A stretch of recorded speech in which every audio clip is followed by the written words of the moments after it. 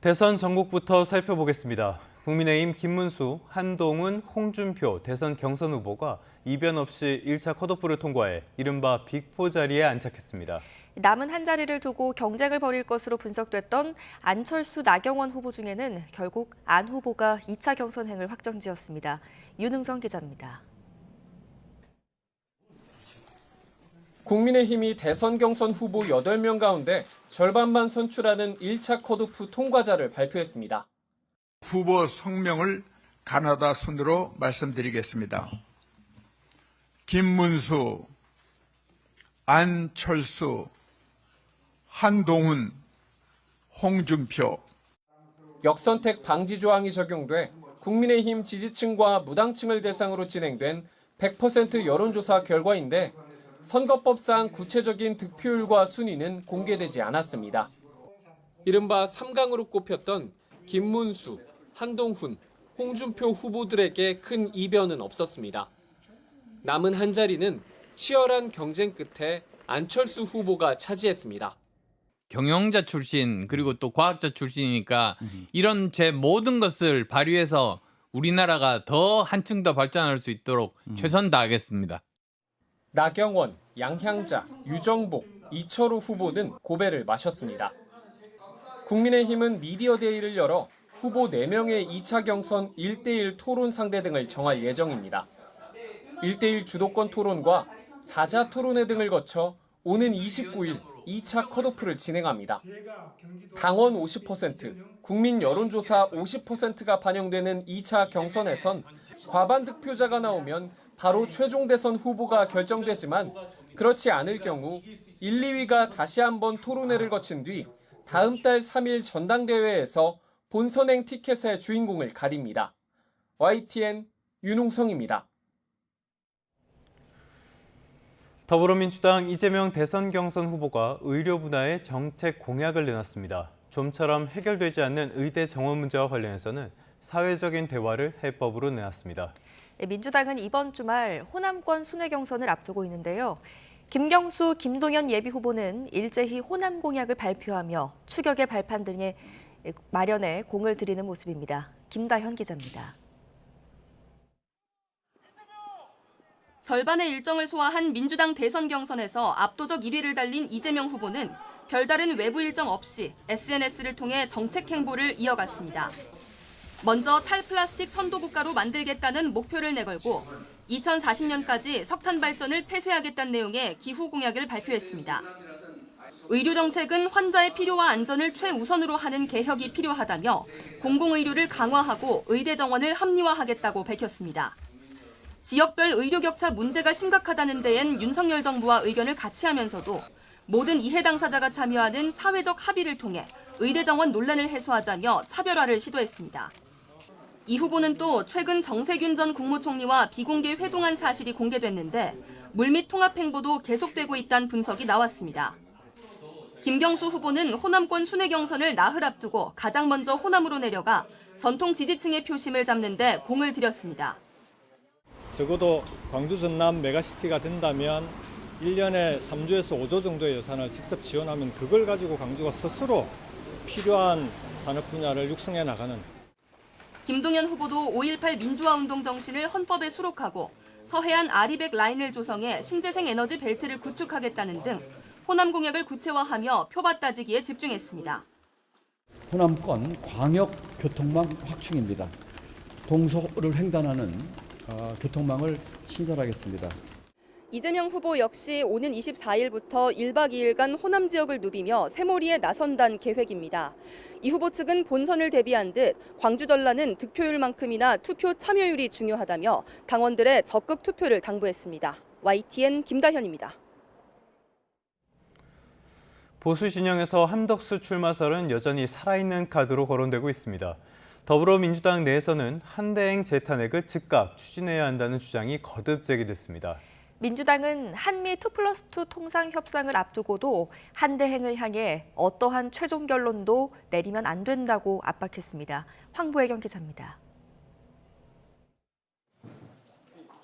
민주당 진성준 정책위의장이 잠시 수면 아래로 가라앉은 듯했던 한덕수 탄핵론을 다시 꺼내들었습니다. 한대행이 국회가 선출한 헌법재판관을 한동안 임명하지 않았고 김건희 여사 상설특검 임명 절차도 이행하지 않았다며 탄핵 사유는 차고 넘친다고 지적했습니다. 한덕수 국무총리의 행태는 헌법 위에 군림하는 제왕과 조금도 다르지 않습니다. 당과 국회가 결단해야 합니다. 또 대선 출마 여부에 모호한 입장을 유지하는 한대행을 향해 선거를 중립적으로 관리해야 할 책임자가 출마를 고민하는 건 본분을 망각한 거라고 맹비난했습니다. 당내에선 한대행이 내란 공범 수사를 피하기 위해 사실상 출마를 결심해놓고 명분을 쌓으려 미국과 졸속 관세 협상에 나서는 것 아니냐는 주장도 나옵니다. 노역을 위해 국익을 팔아먹는 제2의 이완용이고 윤석열 아바타입니다. 한덕수 대행의 출마 장사를 결코 용납하지 않겠습니다. 민주당은 특히 이번 주 열리는 한미 고위급 통상협의에서 정부가 섣불리 결론을 내리면 안 된다고 거듭 경고했습니다. 협상엔 당당히 임하되 최종 타결은 차기 정부 몫으로 남겨놔야 한다는 입장입니다. 한덕수 총리와 최상목 부총리는 자신들의 무책임하고 섣부른 행태가 대한민국에 엄청난 재앙이 될 수 있음을 자각하고 당 지도부 차원에선 한덕수 대행 탄핵 제안은 논의된 사안은 아니라며 거리를 두는 모양새입니다. 다만 일부 여론조사에서 보수 진영 내 지지율 상위권에 오른 한덕수 대행을 집중 견제하기 위해 총공세에 나선 거란 분석도 나옵니다. YTN 황보혜경입니다. 이런 주장에 대해 국민의힘은 겁박만 하지 말고 실행을 하라고 맞받았습니다. 당내에선 한덕수 차출론이 당 경선 흥행에 좋지 않은 영향을 끼친다는 지적도 제기됐습니다. 김철희 기자입니다. 민주당 내에서 한덕수 재탄핵이 거론되자 국민의힘은 할 테면 해보라고 맞섰습니다. 한대행이 출마 고민에 빠져 대선 관리 책임을 망각했다는 민주당 주장에도 아무런 근거가 없다고 반박했습니다. 탄핵 사유가 전혀 없음에도 민주당이 정치적 목적으로 탄핵을 하겠다 그러면 하십시오. 자신 있으면 하길 바랍니다. 하지만 한대행의 등판을 요구하는 목소리는 좀처럼 수그러들지 않는 분위기입니다. 시민사회단체 인사들로 구성된 국민추대위원회가 공식 출범해 출마 촉구 성명을 발표했고 확실한 답은 못 받았지만 90% 정도의 확률로 출마할 것이라는 당내 관측도 여전합니다. 다만 계속되는 한덕수 차출론이 되려 당 대선 경선 후보들의 지지율 상승을 가로막고 있다는 볼멘 소리도 만만치 않습니다. 내부 대선 주자들을 띄워야 하는 타이밍에 한덕수 대행만 바라보다가 본선에서 필패할 수 있다는 지적인데 당 지도부 역시 당내 경쟁이 더 주목받아야 한다는 데 동의하고 있습니다. 후보님들이 돋보이고 장점이 부각되고 이런 게 지금 되게 저는 희망하는 일이죠. 스포트라이트를 받는 것을 또 좀 우리 당으로 왔으면 좋겠는데 또 최종 대선 후보가 추려지고 나면 지지율은 자연스럽게 오를 거라 전망하면서 민주당 이재명 후보의 정책을 비판하는 데 집중하고 있습니다. 잘사니즘을 내세우고 실제로는 보사니즘을 추구하는 기만적 술수를 멈추기 바랍니다.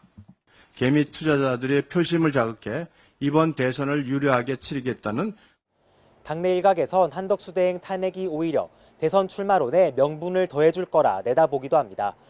물론 한대행이 출마를 결심한다 해도 아직은 이재명 후보에 못 미치는 지지율과 후보 단일화 문제 등은 걸림돌로 남습니다. YTN 김철입니다.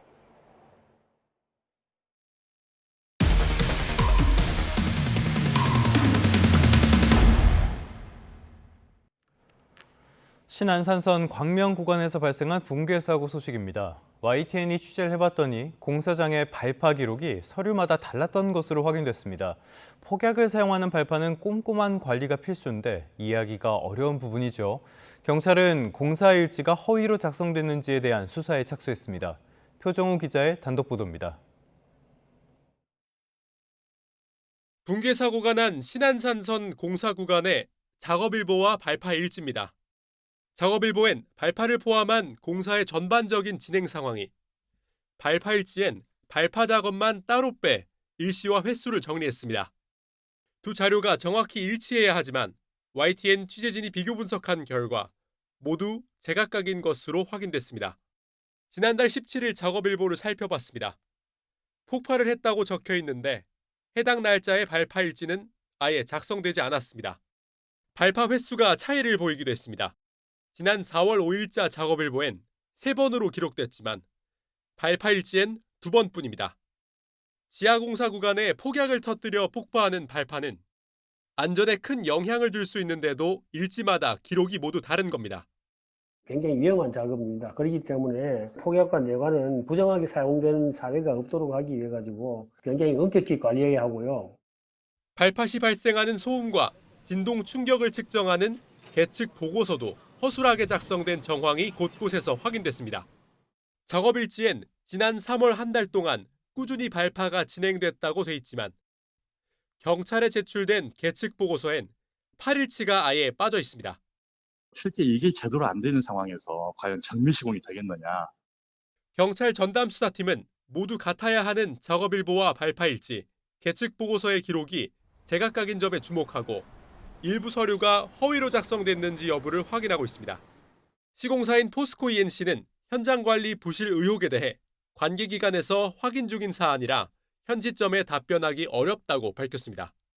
경찰이 본격적인 수사에 착수한 가운데 신안산선 붕괴 사고의 원인은 물론 근본적인 대책까지 마련될 수 있을지 관심입니다.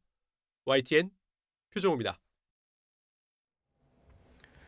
불을 제대로 견디지 못하는 불량장화가 소방관에게 납품됐다는 의혹이 제기돼 수사기관이 사실관계 파악에 나섰습니다. 안전검사에서 합격하면 나오는 표시를 불량장화에 바꿔 달아서 납품했다는 제조업체 전 직원의 진술도 나왔습니다. 차상은 기자의 단독 보도입니다.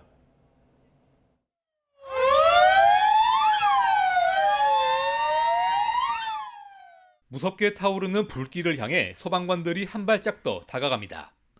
불을 끄는 동안 안전장비가 지켜줄 거라는 믿음이 있기에 몸을 사리지 않는 건데 장비업체 관계자 백성옥 씨는 그동안 이런 소방관들을 속여왔다고 털어놓았습니다. 소방에 납품한 방화 장화가 불에 견디는 방염 성능 검사를 통과하지 못한 불량품이었다는 겁니다.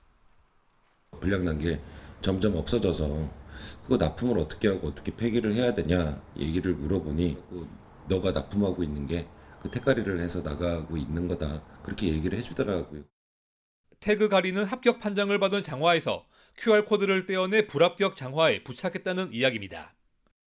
해당 업체 제품 일부가 성능 검사를 통과하지 못한 사실은 검사기관과의 통화에서 확인됐습니다. 불합격 사유가 부정불합격이라 그래야 됩니까?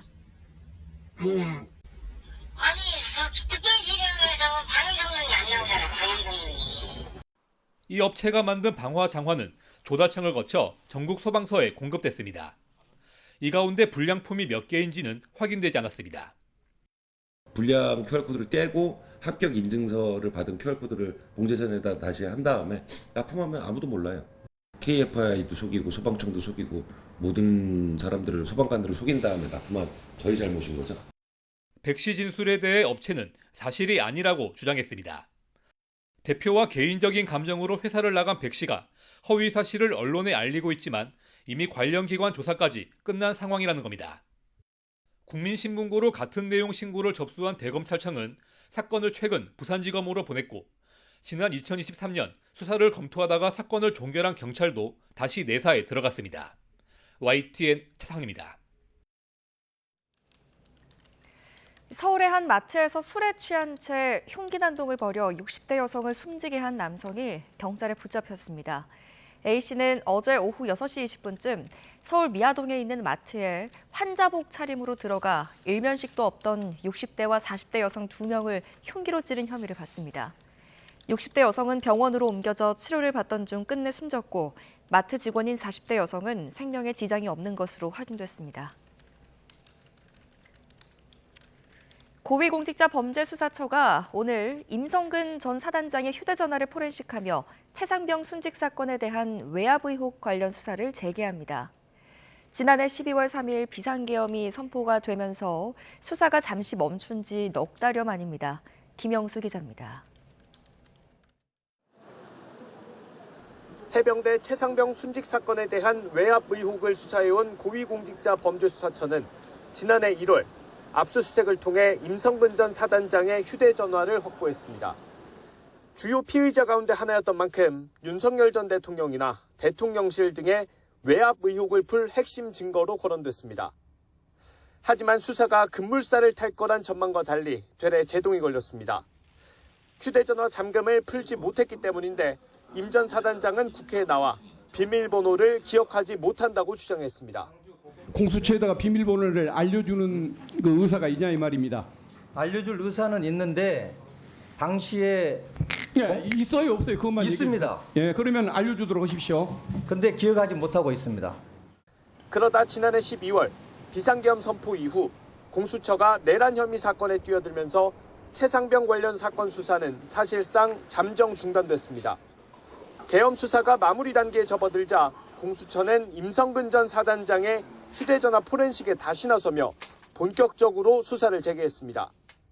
공수처 관계자는 수사단장이었던 박정훈 대령의 항명사건 1심 결과도 나오고 수사를 안 할 수 없는 상황이라며 수사팀 판단에 따라 포렌식을 진행하는 거라고 설명했습니다. 관련법에 따라 임 전 사단장도 참관할 예정인데 비상계엄 사태에서 수사력을 두고 숱한 논란을 빚어온 공수처가 어떤 결론을 내놓을지 관심입니다. YTN 김영수입니다.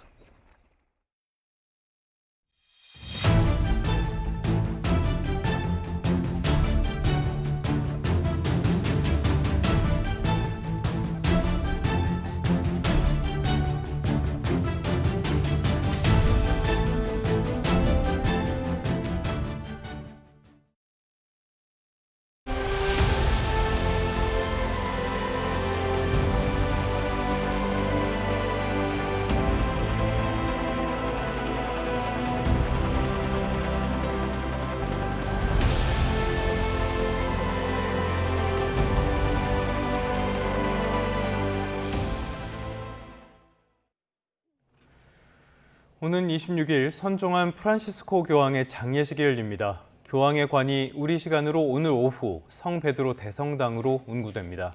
우리나라의 유흥식 추기경은 이탈리아 최대 일간지가 뽑은 차기 교황 유력 후보군에 이름을 올렸습니다. 바티칸 현장으로 가봅니다. 조수연 특파원. 네, 바티칸 성 베드로 대성당 앞입니다. 네, 그곳은 지금 시간이 밤 늦은 시간인 것 같은데 분위기가 어떻습니까?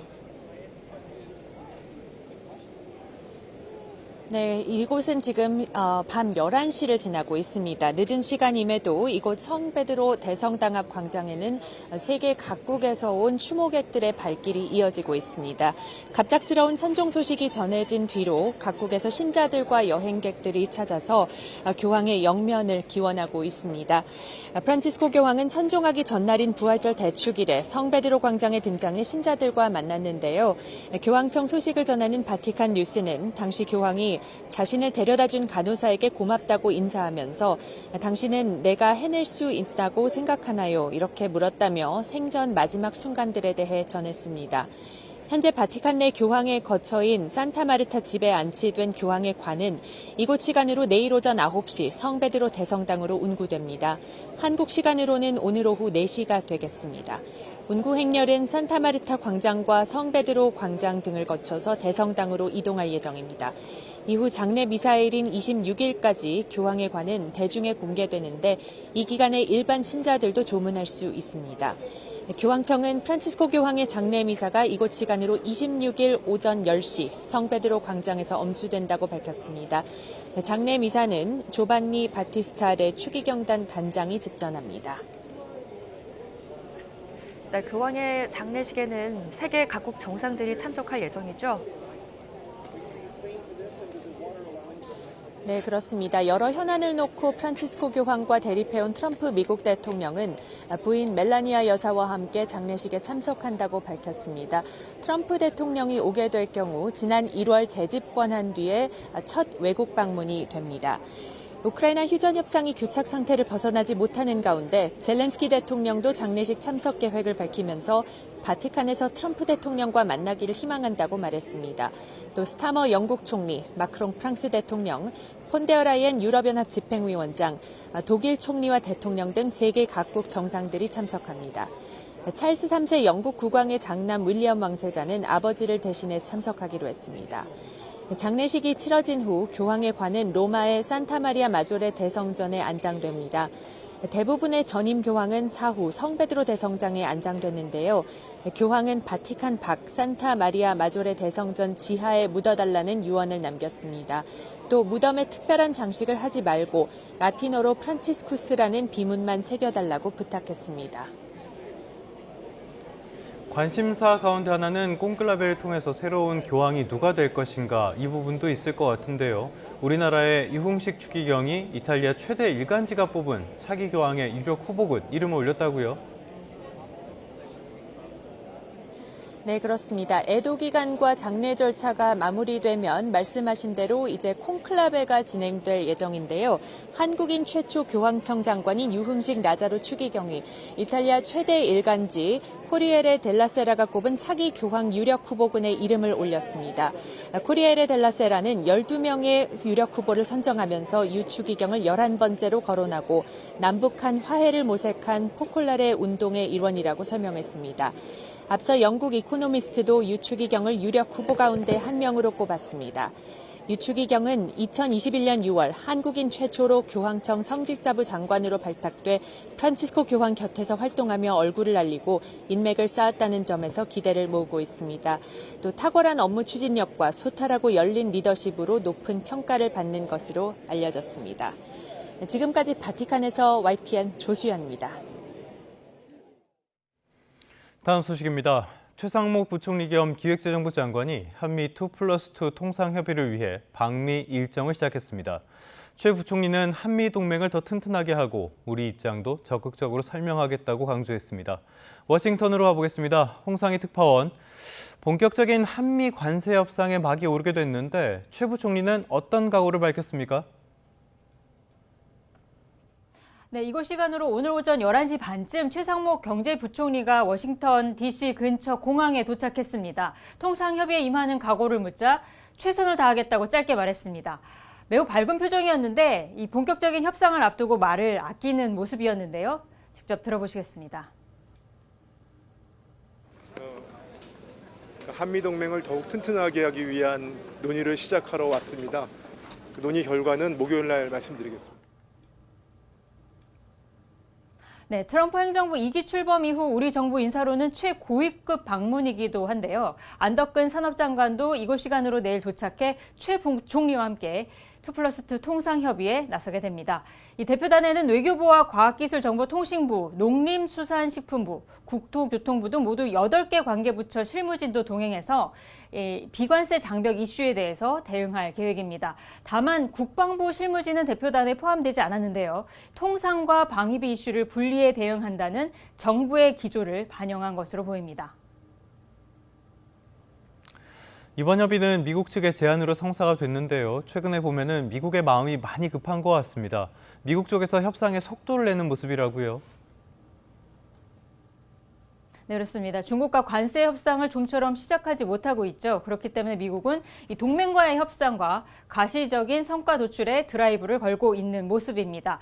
최상목 부총리는 당초 이번 주 워싱턴 DC에서 열리는 주요 20개국 재무장관 회의와 국제통화기금 IMF, 세계은행 충기회의 참석이 원래 계획이 돼 있었습니다. 이런 상황에서 미국 측이 재무와 통상수장이 모두 참여하는 2+2 통상협의를 요청해 왔고 최상목 부총리와 안덕근 산업장관이 함께 협의에 나서게 된 겁니다. 통상협의는 현지 시간으로 24일 오전 8시에 시작이 되는데 미국 측에서는 스콧 베센트 재무장관과 제이미슨 그리어 미국 무역대표부 대표가 참석합니다. 2+2 협의는 1시간 정도 이어질 것으로 보이는데요. 안덕근 장관은 이후에 그리어 무역대표부 대표와 별도로 만나 협의를 따로 진행할 계획입니다. 이번 통상협의의 구체적인 의제는 아직 확정되지 않은 것으로 알려졌습니다. 우리나라가 지난해 기준 566억 달러라는 사상 최대의 대미 무역 흑자를 기록하면서 이 무역 수지 불균형 문제를 미국 측이 제기할 가능성이 높고요. 30개월 미만 소고기 수입 제한과 고정밀 지도 데이터의 해외 반출 제한 등 우리나라의 비관세 장벽 문제를 제기할 가능성이 있습니다. 또 트럼프 대통령이 원스톱 쇼핑 협상을 언급하기도 했는데 미국이 방위비 분담금 조정 이슈를 이번 협의 테이블에서 공식적으로 제안할지도 우리로서는 부담이 되는 부분입니다. 캐롤라인 레비 백악관 대변인은 오늘 오후 브리핑에서 전 세계에서 구체적인 협상 제안이 들어와 있고 빠른 협상 타결을 위해 자신들을 움직이고 있다고 밝히기도 했습니다. 들어보시겠습니다. There's a lot of time left, and the president's trade team is working again at Trump speed as quickly as they can to ensure that these deals can be made. There have now been 18 proposals in more than 100 countries around the world who are wanting to make a deal with the United States of America. 우리 정부 입장에서 가장 중요한 목표는 역시 관세 파장에 최소화할 텐데요. 전략은 어떻게 짜고 있습니까? 네, 협상의 속도를 내는 미국과는 달리 우리 정부는 이번 통상협의를 신중하게 접근한다는 입장입니다. 다른 나라와의 협상이 어떻게 진행되고 있는지도 봐야 하고 또 우리나라는 대선을 앞두고 있기 때문이기도 한데요. 탐색전에 더 무게를 두고 이번 만남을 협상이 아닌 통상협의라고 표현하고 있는 것도 그런 이유에서입니다. 트럼프 대통령이 앞서 언급했던 조선업 협력이나 알래스카 액화 천연가스 개발 사업 참여 등 미국의 관심사항이 뭔지 구체적으로 확인할 것으로 보입니다. 최상목 부총리도 오늘 오전 워싱턴 DC에 도착해서 한미 간 서로 도움이 될 수 있는 논의를 이끌어내겠다라는 말을 했는데요. 들어보시겠습니다. 네, 일단은 미국 측 관심사항을 저희가 경청하고 또 우리 입장도 적극적으로 설명하면 그죠? 그러면 뭐 우리가 서로 도움되는 논의가 되는 어떤 그런 이해폭을 넓힐 수 있으니까 그렇게 노력을 하려고 합니다. 네, 그래요. 네, 다만 변수는 트럼프 대통령입니다. 지난 16일에도 트럼프 대통령은 관세 협상을 위해 백악관을 찾았던 아카자와 료세이 일본 경제재생상과 만나겠다면서 회담에 직접 참석해 무역 적자 해소와 방위비 부담을 요구하기도 했습니다. 이번 협의는 백악관이 아니라 재무부 청사에서 열리는 만큼 트럼프 대통령이 직접 등장하지는 않더라도 최근 비관세 부정행위 리스트를 직접 언급하기도 한 대통령이 트럼프 대통령의 의중에 따라서 의제가 어디로 튈지 장담하기 어려운 상황입니다. 지금까지 워싱턴에서 전해드렸습니다. 간밤에 미국 상황 조금 더 살펴보도록 하겠습니다. 백악관 그리고 미국 행정부에서 미중 갈등이 지속될 수는 없고 협상이 잘 되고 있다는 메시지가 나왔습니다. 시장에 안도감을 주는 소식이죠. 뉴욕 3대 지수 모두 상승 마감했습니다. 이번에는 뉴욕으로 가보겠습니다. 이승윤 특파원, 뉴욕 증시 상황 살펴보겠습니다. 네, 뉴욕 증권거래소에서 우량주 중심의 다우존스 30 산업평균 지수는 전장보다 2.66% 급등했습니다. 대형주 중심의 스탠다드 앤 포어스 500 지수는 2.51%, 기술주 중심의 나스닥 종합지수는 2.71% 상승했습니다. 무역 협상을 이끌고 있는 스콧 베센트 미 재무장관의 발언이 전날 급락했던 뉴욕 증시 3대 지수의 급등 반전을 이끌어냈습니다. 베센트는 JP모건 컨퍼런스에서 중국과의 관세 충돌이 지속 가능하지 않다며 세계 양대 경제 대국 간 이 무역 전쟁이 완화할 것으로 기대한다고 밝혔습니다. 다만 이 미중 무역 상황은 사실상 금수 조치 엠바고라며 미중 간의 협상은 아직 시작되지 않았고 긴 싸움이 될 것으로 내다봤습니다. 그러면서 이 트럼프 행정부의 목표가 이 미중 경제의 분리, 디커플링은 아니라고 강조했습니다. 이어 중국 경제는 소비 중심으로, 미국 경제는 제조업 중심으로 크고 아름다운 균형 재조정이 이루어지기를 희망한다고 밝혔지만 중국이 이에 응할 준비가 돼 있는지는 불확실하다고 말했습니다. 백악관 역시 트럼프 대통령이 미중 간의 이 잠재적인 무역 협상이 매우 잘 되고 있다는 점을 알리기를 원했다고 밝혔습니다. 직접 들어보시죠. I actually do have something to share on that. I asked the president about this before coming out here, and he wanted me to share with all of you that we're doing very well in respect to a potential trade deal with China. 이런 가운데 미국의 중앙은행격인 연방준비제도 인사가 트럼프의 제롬 파월 의장 흔들기에 제동을 걸고 나섰습니다. 패트릭 하커 필라델피아 연방준비은행 총재는 연준이 지금까지 쌓아온 가장 큰 자산은 신뢰이며 이는 정치적 독립성과 객관성에서 비롯된다고 강조했습니다. 또 연준의 신뢰와 독립성이 이 정책 일관성과 예측 가능성을 보장해 시장과 경제 주체들에게 매우 중요하다고 설명했습니다.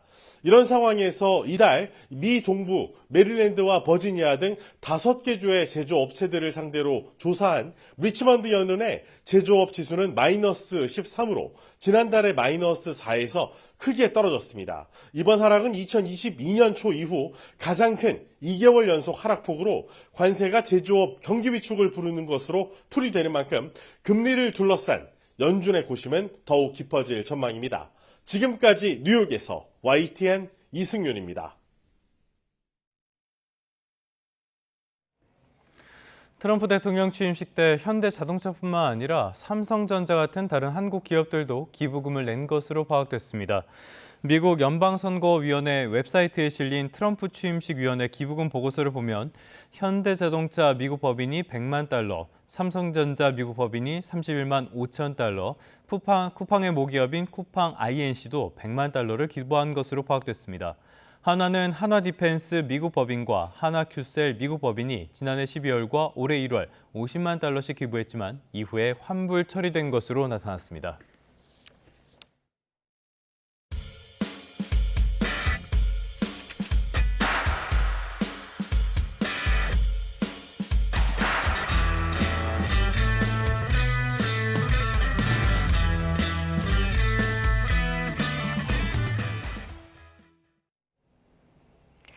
네, 6월 3일 대선을 이제 41일 앞두고 있습니다. 오늘도 역시 분주하게 움직이는 각 당의 소식들 알아봅니다. 더불어민주당은 오늘 두 번째 대선 경선 토론회를 진행합니다. 이재명, 김경수, 김동연 후보는 오마이TV 초청으로 내란 종식과 민생, 남북관계 등 이렇게 크게 3가지 주제를 놓고 토론을 하게 될 텐데요. 80분가량 진행되는 이번 토론회에서는 인터넷을 통해 생중계될 예정입니다. 민주당 대선 경선 레이스의 최대 승부처로 꼽히는 곳이죠. 호남권 당원 투표도 오늘부터 사흘 동안 실시됩니다. 민주당은 오는 26일 호남에서 또 27일에는 경기도 킨텍스 전시관에서 수도권, 강원, 제주 합동연설회를 가지고 각 지역의 권리당원 투표를 마무리합니다. 경선 마지막 날인 27일 권리당원 투표 결과와 함께 경선 비중 50%를 차지하는 일반 국민 여론조사 결과를 공개하면서 과반 득표를 차지한 후보를 민주당 대선 후보로 확정합니다. 국민의힘 소식도 알아봅니다. 오늘 100% 국민 여론조사를 거쳐서 1차 컷오프를 통과한 대선 경선 후보 4명을 불러 미디어 데이를 진행하게 될 텐데요. 특히 후보자 각각이 토론 상대를 직접 지목하는 1대1 맞수 토론 대진표가 결정됩니다. 앞서 국민의힘 선거관리위원회는 김문수, 안철수, 한동훈, 홍준표 후보가 1차 경선 컷오프를 통과했다고 밝혔는데요. 최근 여론조사상 3강 구도를 형성해온 김문수, 한동훈, 홍준표 후보가 무난히 2차 경선에 진출했고 남은 한 자리 경쟁에서는 나경원, 안철수 후보 중에 안 후보가 4강 문턱을 넘게 됐습니다. 2차 경선은 오는 27일에서 28일 당원 투표 50%, 또 국민 여론조사 50% 방식으로 진행이 되고요. 29일에 결과가 공개됩니다.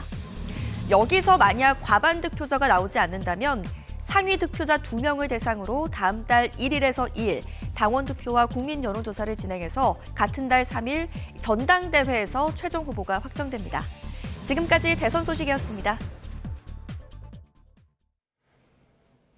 방금 보신 것처럼 41일 앞으로 다가온 21대 대선 소식 조금 더 살펴보도록 하겠습니다. 국민의힘도 당이나 후보 캠프 차원에서 대선 공약을 잇따라 발표하고 있습니다. 하지만 대중의 입에는 크게 오르내리지 못하고 있다는 냉정한 평가가 나오는데요. 어떤 이유 때문인지 임성재 기자가 분석했습니다. 대선 후보를 뽑기 위한 경선 과정이 한창인 국민의힘에선 당 지도부를 중심으로 새로운 공약을 발표하는 데 주력하고 있습니다. 최종 후보가 확정되기 전 주 4.5일째부터 R&D 예산 확대까지 굵직한 정책을 미리 내놓는 건데 같은 공약을 내놔도 민주당 이재명 후보 측에 비해 주목도가 떨어진다는 평가도 적지 않습니다.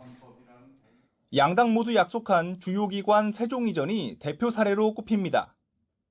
국민의힘은 지난 총선에서 약속한 대로 낡은 정치의 상징이 되어버린 여의도 국회 시대를 끝내고 국회 세종시대의 새로운 문을 열겠습니다. 국토 균형 발전 그리고 수도권 집중 문제를 해결하는 것은 대한민국의 미래를 위해서 반드시 필요한 일입니다. 하루가 멀다 하고 핵심 공약을 소개하는 보수 진영 후보들도 같은 고민을 겪는 모습입니다. 대학가 반값 월세나 노인 연령 70세 등 세대를 가리지 않는 공약이나 5개 서울 등 거대 담론도 내놓지만 정작 경선 흐름의 핵심 축으로 자리 잡지 못하고 있다는 겁니다. 다자구도 누구도 1등을 단정할 수 없는 경선 상황에서 개별 후보의 공약에 힘이 실리지 않고 있다는 분석입니다.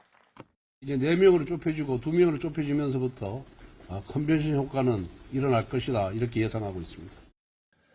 보수 진영에서 여전한 한덕수 출마론도 이 같은 기류에 한몫하고 있는 것으로 지목됩니다. 대선 승리를 위한 빅텐트 구상의 일환이지만 바꿔 말하면 당의 최종 후보가 선출된 뒤에도 진영을 대표할 또 공약을 최종 결정할 얼굴이 또 바뀔 가능성이 남아있는 셈이 되기 때문입니다. 사실 우리 당 밖에 계신 한덕수 총리 권한대행께서 스포트라이트를 받는 것을 또 좀 우리 당으로 왔으면 좋겠는데 하는 그런 아쉬움은 있습니다만 정치라고 하는 것도 큰 틀에서 봐야 되기 때문에 경선 레이스에서 윤 전 대통령 탄핵 찬성 혹은 반대 입장이 맞붙는 공방으로 눈길이 쏠리는 건 역시 공약 홀대의 한 가지 원인으로 지목됩니다.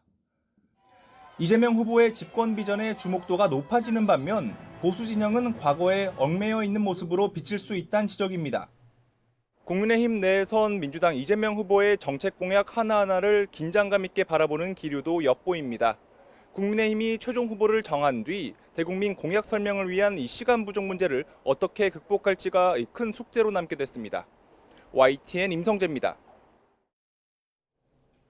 어제는 비가 내리면서 낮 동안 선선했는데요. 오늘은 비구름이 빠져나가고 다시 기온이 크게 오르겠습니다. 특히 중부 곳곳은 25도 안팎까지 오르겠고요. 어제 낮보다 5도가량 높아 다소 덥겠습니다. 오늘 수도권과 영서는 맑아지지만 충청 이남은 대체로 흐리겠고 남부 곳곳에선 오후까지 빗방울이 떨어지는 곳이 있겠습니다. 출근길의 서쪽 지역은 안개가 끼겠고요. 동쪽 지역은 강한 바람이 불겠습니다. 현재 기온 보겠습니다. 서울이 10.9도, 대구가 13.3도 등으로 다소 쌀쌀합니다. 한낮이 되면 서울이 24도 등 서쪽 지역은 기온이 크게 오르겠지만 동풍의 영향을 받는 동해안 지역은 강릉과 포항이 15도 안팎으로 선선하겠습니다. 내일부터 하늘은 맑아지겠지만 모레 찬 공기가 내려오면서 날이 반짝 쌀쌀해지겠습니다. 날씨였습니다.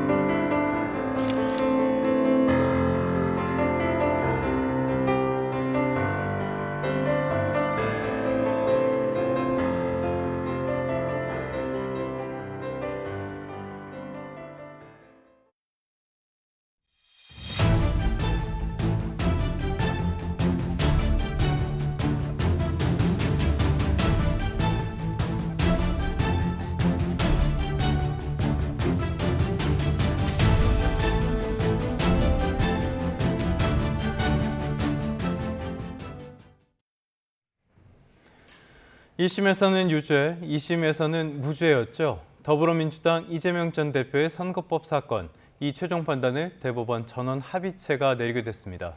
다만 중앙선거관리위원장을 겸직하는 노태학 대법관은 이번 사건에 관여하지 않기로 했습니다.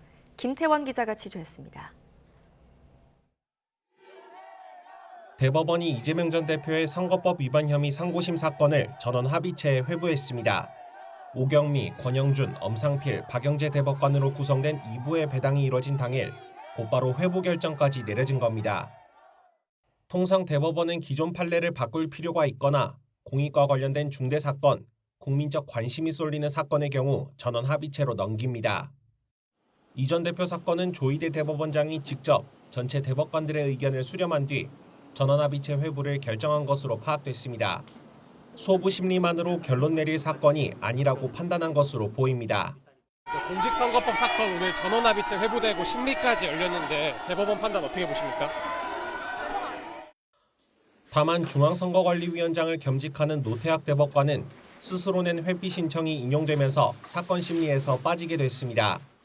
선관위 업무를 총괄하는 만큼 노 대법관은 평소에도 선거 관련 사건을 심리하지 않는 것으로 전해졌는데 특히 이번 사건에는 처음부터 관여하지 않는다는 점을 공식적이고 명확하게 밝히기 위해 회피를 선택했다는 게 대법원 설명입니다. 이에 따라 조 원장과 대법관 11명을 포함해 모두 12명이 심리에 참여하고 과반수 의견으로 최종 선고를 내리게 됩니다. 경기지사 시절 이 전 대표는 선거법 위반 혐의 2심 재판에서 유죄를 선고받았지만 대법원 전원합의체가 무죄 취지로 판결을 뒤집으면서 당선 무효 위기를 면했습니다. 대법원 전원합의체가 대선을 앞둔 이 전 대표에게는 어떤 판결을 내릴지 주목됩니다. YTN 김태원입니다. 검찰이 정치자금법 위반 혐의로 재판 중인 무속인 건진법사 전성배 씨를 다시 불러 조사했습니다. 통일교 고위 인사로부터 금품을 받고 윤석열 전 대통령과의 만남을 주선했는지 등을 수사 중인 것으로 알려졌습니다. 양동훈 기자입니다. 서울 남부지방검찰청 가상자산범죄합동수사단은 정치자금법 위반 혐의로 재판에 넘긴 건진법사 전성배 씨를 지난 22일 다시 소환해 조사했습니다. 검찰은 전 씨가 당시 통일교 세계본부장 윤모 씨에게 고문료와 기도비 명목으로 거액의 돈을 받은 뒤 윤 전 대통령 부부와의 만남을 주선한 혐의 등을 수사하고 있는 것으로 알려졌습니다. 전 씨에게 돈을 준 혐의를 받는 윤 씨는 실제 지난 2022년 통일교 행사에서 연설하면서 윤 전 대통령과 1시간가량 독대했다고 말한 것으로 파악됐습니다. 지난해 12월 전 씨를 체포하고 자택에 대한 압수수색도 진행한 검찰은 윤 씨가 부총장으로 있던 충남 아산의 한 대학교도 압수수색하며 수사를 이어가고 있습니다. 통일교 관계자는 YTN과의 통화에서 윤 씨가 통일교를 떠난 지 오래라며 검찰 수사 역시 교단과 관계없는 윤 씨 개인의 문제라고 주장했습니다.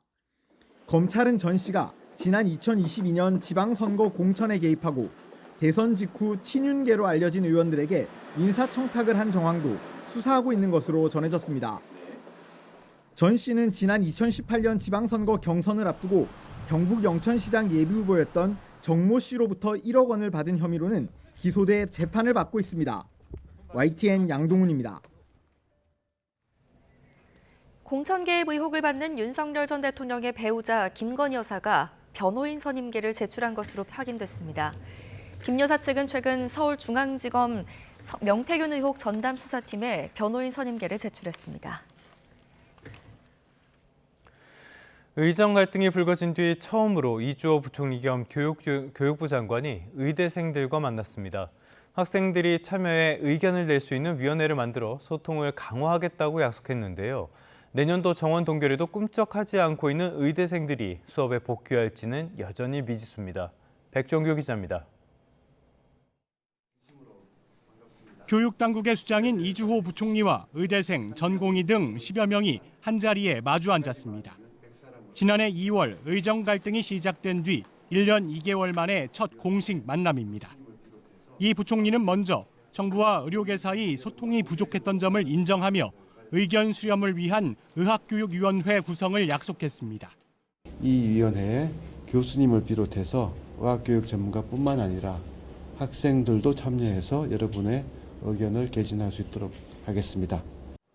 뒤늦었지만 앞으로 정부와 의료계의 불신을 해소해 나가겠다는 의지를 내비친 건데 의대생들은 이 자리에서 정원 확대의 정당성 문제를 제기하며 교육의 질에 대한 우려를 제기했습니다.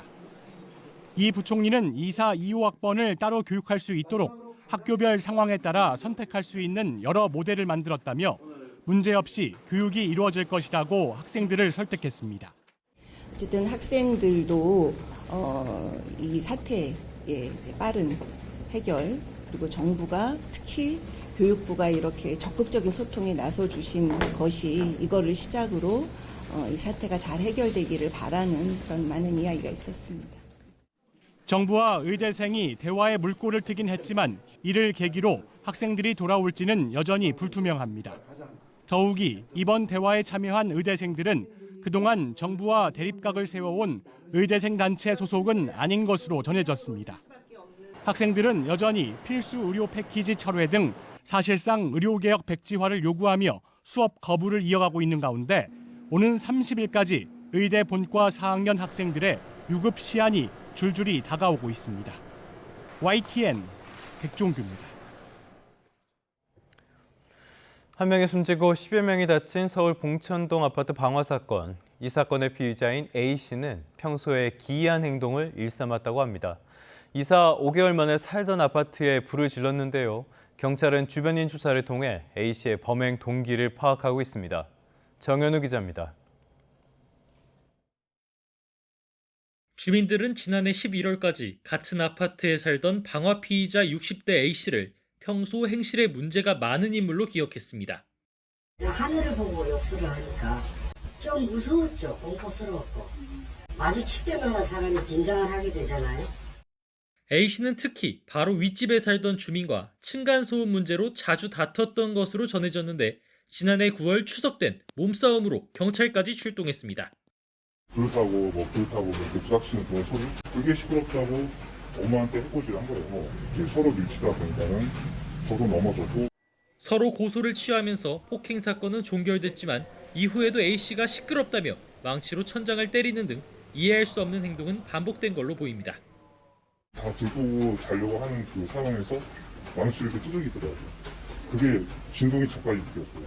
복수라고 할까요? 아마 이제 시끄럽다고 하니까 자기도 이제 북치고 당구치려고. 결국 5개월 만에 예전에 살던 아파트를 찾아온 A씨는 윗집에 불을 질렀고 거주하던 60대 후반 여성은 불길을 피하다 전신 화상을 입고 4층에서 떨어져 크게 다쳤습니다. 경찰은 원한에 의한 범행일 가능성을 두고 아파트 주민과 주변인에 대한 조사를 이어가고 있습니다. 또 방화 피의자인 A씨의 가족에 대한 참고인 조사도 진행하면서 A씨의 정확한 범행 동기를 파악하는 데 수사력을 집중하고 있습니다. YTN 정현우입니다. 이 피의자는 결국 숨졌죠. 부검 결과 화재로 인한 사망으로 추정된다는 1차 구두 소견이 나왔습니다. 서울관악경찰서는 국립과학수사연구원에 방화 피의자 60대 A씨에 대한 부검을 의뢰한 결과 어제 이 같은 1차 구두 소견을 전달받았다고 밝혔습니다. 경찰은 화재 현장에서 A씨 것으로 보이는 휴대전화를 확보해 디지털 포렌식을 의뢰했고요. 유족을 상대로 참고인 조사를 이어가는 등 범행 경위를 조사하고 있습니다. 국내 최대 이동통신사인 SK텔레콤이 해킹 공격을 받아 이용자의 유심 관련 일부 정보가 유출된 정황이 확인됐습니다. 정부는 비상대책반을 구성하고요. 피해 현황과 사고 원인 조사에 나섰습니다. 최하영 기자입니다. 가입자 2,300만 명을 보유한 국내 최대 이동통신사인 SK텔레콤이 해킹 공격을 받은 건 지난 19일 밤입니다. 악성 코드로 이용자의 유심 관련 일부 정보가 유출된 정황이 발견됐습니다. 당사는 유심 관련 정보의 유출 가능성을 인지한 후 해당 악성 코드를 즉시 삭제했으며 해킹 의심 장비도 격리 조치하였습니다. 유심은 휴대전화에 끼워 쓰는 장치로 개인의 통신 인증과 식별 정보가 담겨 있습니다. SK텔레콤은 유출된 정보는 고객 식별번호 등인 것으로 파악하고 있습니다. 이름이나 주민등록번호, 결제정보 등 민감 정보가 빠져나갔는지는 조사 중입니다. SK텔레콤은 피해를 막기 위해 불법 유심 기기 변경과 비정상 인증 시도 차단을 강화했습니다. 또 피해 의심 징후가 발견될 경우 즉각 이용 정지와 안내 조치에 나설 방침입니다. 유심 정보 자체는 가입자 식별 정보라서 굉장히 중요한 개인 정보인 것은 맞으나 현재 SK텔레콤이 여러 가지 어떤 복제 유심에 대한 탐지 기능을 강화시키고 있기 때문에 그렇게 피해가 확산되지는 않을 것 같습니다. 과학기술정보통신부는 사고의 중대성을 고려해 비상대책반을 구성하고 피해 현황과 사고 원인을 조사하고 있습니다. 한국인터넷진흥원과 SK텔레콤에 관련 자료 보존과 제출을 요구했고 피해 확산을 막기 위해 전문가들을 현장에 파견했습니다. 정부는 사고 조사 과정에서 SK텔레콤의 기술적, 관리적 보안 문제가 발견될 경우 시정명령을 내릴 방침입니다. YTN 최아영입니다. 사건 사고 한 줄 뉴스입니다. 지난 22대 총선 경선에서 여론조사 조작에 관여하고 태양광 사업과 관련한 뇌물을 받은 혐의로 기소된 더불어민주당 신영대 의원이 첫 재판에서 혐의를 모두 부인했습니다. 더불어민주당 백혜련 의원에게 달걀을 던진 혐의를 받는 30대 남성이 경찰 조사를 받았습니다. 최근에 서울 강남 거리에 주차된 테슬라 전기 트럭을 발로 차서 부순 혐의로 구속된 피의자는 중국인 관광객인 것으로 확인됐습니다. 그제 오후 3시 반쯤 경기 연천경찰서는 술을 마시다가 과거 경찰관의 응급 입원 조치에 불만을 품고 자신의 승용차로 파출소를 들이받은 60대 남성 A씨를 검거했습니다. 사드 정식 배치를 고의로 지원했다는 의혹과 관련해 기소된 문재인 정부 당시 외교 안보 책임자들이 다음 달에 첫 재판을 받습니다. 지금까지 사건 사고 한 줄 뉴스였습니다.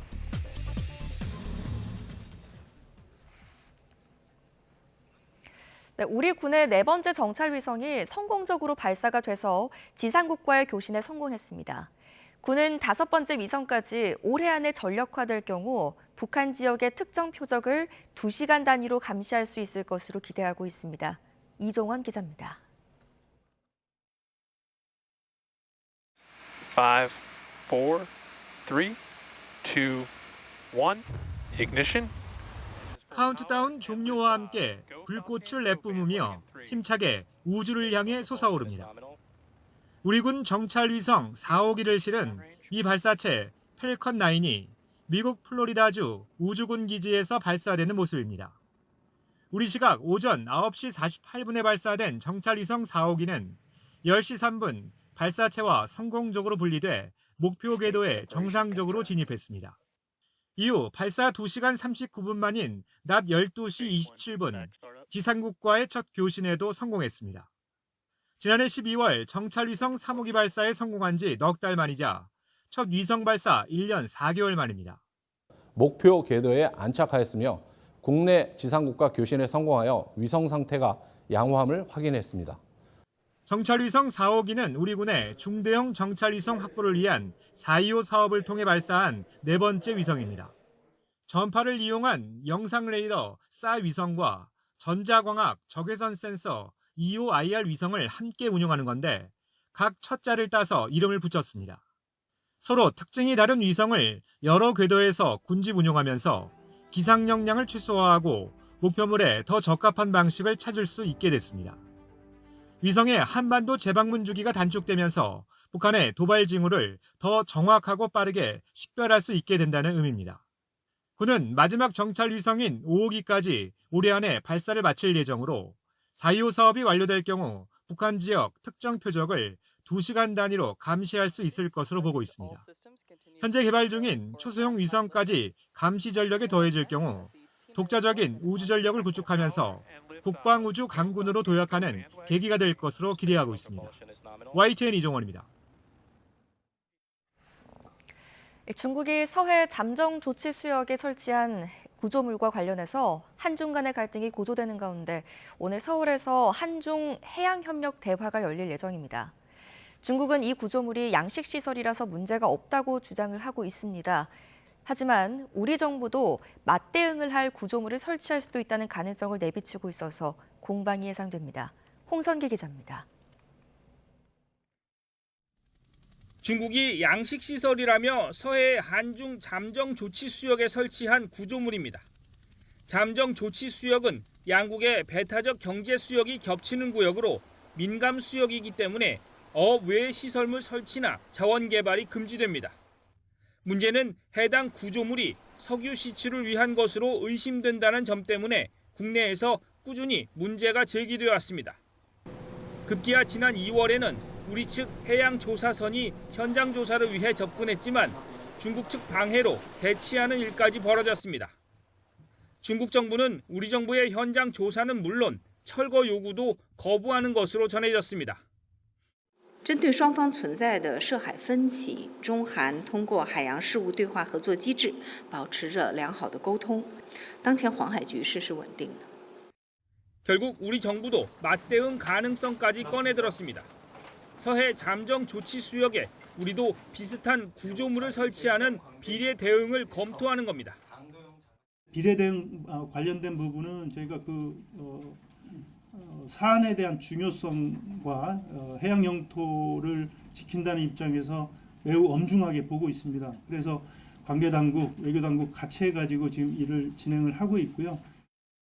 이런 가운데 한중 해양협력 대화가 서울에서 열려 서해 구조물 문제가 집중적으로 다뤄질 것으로 보입니다.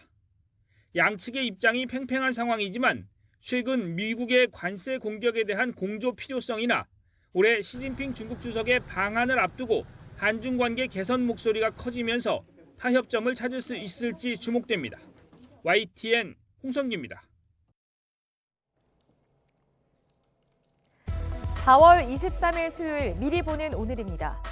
입시 비리 혐의로 1심에서 벌금형을 선고받은 조국 전 조국혁신당 대표의 딸 조민 씨에 대한 2심 선고가 오늘 나옵니다. 앞서 조 씨는 어머니 정경심 전 동양대 교수와 함께 지난 2014년 부산대 의학전문대학원에 허위로 작성한 입학 원서와 위조 표창장을 제출한 혐의 등으로 재판에 넘겨졌습니다. 1심은 지난해 3월 조 씨의 공소 사실을 모두 유죄로 인정하면서 벌금 1,000만 원을 선고했습니다. 마약 투약 혐의를 받는 국민의힘 이철규 의원 아들에 대한 구속 여부가 이르면 오늘 결정됩니다. 서울중앙지방법원은 오늘 오전 10시 반 마약류 관리법상 대마 투약과 수수 등의 혐의를 받는 이 씨의 영장 실질 심사를 엽니다. 이 씨는 지난해 10월 이른바 던지기 수법으로 서울 서초구 주택가 화단에 묻힌 액상 대마를 찾으려다가 미수에 그친 혐의를 받습니다. 납북자 가족단체가 오늘 대북전단을 공개 살포하겠다고 예고한 가운데 인근 주민들과 반대단체가 저지하겠다고 밝히면서 양측의 충돌이 우려됩니다. 납북자 가족 모임은 오늘 오전 11시 경기도 파주시 임진각에서 납북 피해자들의 이름과 사진 등이 실린 전단을 풍선 10개 매달아 북한으로 날릴 계획이라고 밝혔습니다. 이에 전단 살포에 반대하는 시민단체와 통일촌 등 파주 주민 100여 명은 트랙터 10여 대를 동원해 맞불 집회에 나설 예정입니다. 서울시가 만 13세 미만 어린이도 보호자 감독 아래 공공자전거 따릉이를 이용할 수 있도록 부모가 구매하는 가족권을 오늘부터 도입합니다. 가족권은 1일권에만 적용되고 요금은 기존과 같은 1시간 1,000원, 2시간에 2,000원으로 자녀 수에 맞게 발급되고 한 명이 5대까지 빌릴 수 있습니다. 지금까지 미리 보는 오늘이었습니다.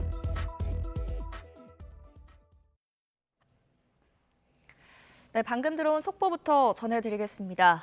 트럼프가 금리 인하를 촉구하면서 파월을 해고할 생각은 없다는 입장을 밝혔다는 속보가 들어왔습니다. 다시 한번 전해드리겠습니다. 도널드 트럼프 미국 대통령이 제롬 파월 연준 의장을 해고할 생각이 없다면서 하지만 금리를 더 낮추기를 바란다고 밝혔습니다. 하지만 파월 의장이 금리 인하에 조금 더 적극적인 태도를 보이길 바란다면서 금리 인하 압박을 멈추지 않았습니다. 들어오는 자세한 소식은 다시 한번 전해드리도록 하겠습니다. 도널드 트럼프 미국 대통령이 제롬 파월 연준 의장을 해고할 생각은 없지만 금리를 더 낮추기를 바란다고 밝혔습니다. 하지만 파월 의장이 금리 인하에 대해서 조금 더 적극적인 태도를 보이길 바란다면서 금리 인하 압박을 멈추지는 않았습니다. 네, 계속해서 간밤에 뉴욕 증시 상황 살펴보도록 하겠습니다. 뉴욕 시장에 투자하신 분들 요즘 밤잠을 잘 못 주무실 것 같은데 그래도 간밤에는 상황판이 빨간색이었습니다. 뉴욕 3대 지수 모두 2%대 오름세로 거래를 마쳤는데요. 그럼에도 여전히 아쉬운 마음은 숨기기가 어렵습니다. 트럼프 2기가 출범한 뒤에 S&P 500 흐름은 역대 대통령 취임일로부터 같은 기간 기준으로 1928년 이후 최악이라는 분석도 나왔습니다. 거의 100년 만이죠. 트럼프 2기 출범 뒤에 S&P 500이 14%나 추락했거든요. 다우와 나스닥이라고 해서 좋았던 거는 결코 아닙니다.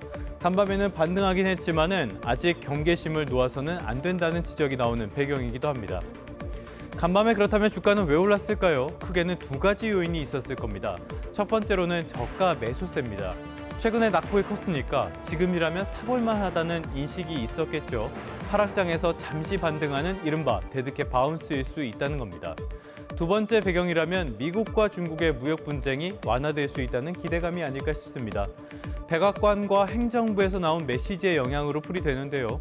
백악관에서는 이번 주에만 34개 국가와 회담할 예정이라면서 미국과 중국의 무역 합의를 도출하기 위한 모색도 잘 되고 있다고 밝혔습니다. 최근에 백악관의 메시지를 보면은 시장 반응에 당황해하는 분위기가 많이 읽히죠. 여러모로 시장 달래기도 시도를 하는데 그 일환으로 풀이됩니다. 다만 중국과의 소통에 대해서 구체적인 내용은 언급하지 않았습니다. 비슷한 메시지 행정부에서도 나왔었죠.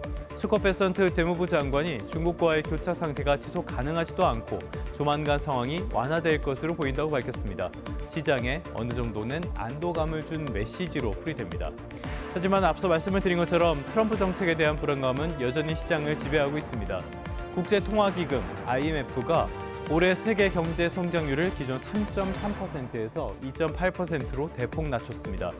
미국과 중국의 성장률 전망치도 각각 0.9%포인트, 0.6%포인트 하향 조정했는데요. 트럼프의 관세 정책에 대해서 지난 1세기 동안 보지 못한 수준이라면서 그 자체만으로도 성장에 중대한 부정적인 충격을 줬다고 평가를 했습니다. 이런 상황을 보면은 시장의 방향성을 돌리기는 어렵진 않을까 싶습니다. 간밤의 특징주로는 테슬라를 꼽아봤습니다. 최근에 낙폭이 컸는데요. 미중 갈등이 완화될 것이라는 기대감에 간밤에는 4% 넘게 오르면서 전날의 낙폭을 어느 정도는 회복했습니다. 다만 테슬라에 대한 우려는 여전히 시장에 남아있는 상태입니다. 무엇보다도 실적이 곤두박질 치고 있기 때문입니다. 장 마감 뒤에 테슬라의 실적이 나왔는데요. 안 그래도 낮아질 대로 낮아진 눈높이에도 전혀 부합하지 못했습니다. 매출액이 줄었고요. 주당 순이익은 1년 전보다 40%나 감소했습니다. 안 그래도 테슬라의 주력 사업인 전기차 시장의 부진이 길어지고 있는데요. 일론 머스크 CEO의 정치 행보로 브랜드 이미지까지 망가졌기 때문입니다. 주식시장의 영원한 테마는 실적이라는 격언이 있습니다. 주가에 가장 큰 영향을 미치는 것은 당연히 실적이니까 기업들의 이런 실적 변화에도 관심을 갖는 게 좋겠습니다. 지금까지 3분 뉴욕 증시였습니다.